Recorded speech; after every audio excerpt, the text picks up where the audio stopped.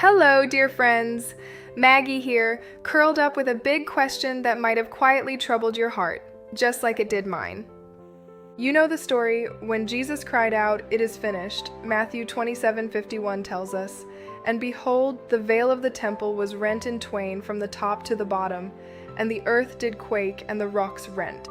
We often hear this means access to God is open, but if God is so loving, why was there a veil in the first place? Was he hiding from us? Was he keeping us out? This question used to make my little tail droop, because it felt like God was distant, maybe even a little angry, until Jesus came.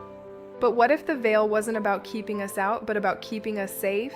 What if it was about God's incredible, patient love? Think about it this way. In the Old Covenant, before Jesus, God's holiness was so intense, so pure, that direct, unmediated contact would have been overwhelming, even destructive for our frail humanity. The veil, this thick, beautiful tapestry, was a compassionate barrier. It wasn't about God being unapproachable, it was about Him being so utterly good and holy that He had to protect us from His own glory until we could be brought into His presence, fully redeemed.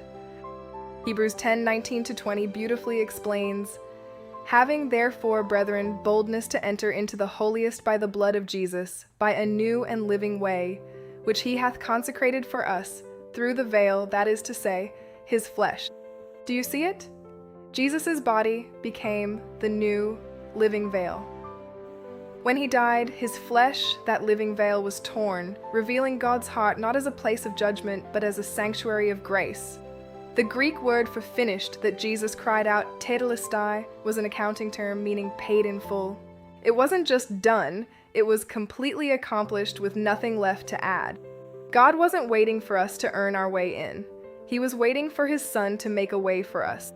The tearing of the veil wasn't a sudden change of heart for God, it was the culmination of His eternal plan to draw us close without harm.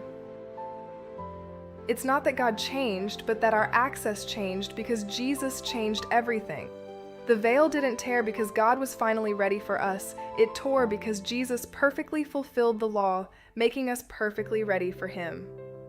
So today, my sweet friend, remember that the torn veil is not a symbol of God's past anger, but of His enduring, scandalous love that always sought to bring you home. You don't have to earn your way into His presence. You are already there, welcomed, beloved because of Jesus. Rest in that today. Just rest.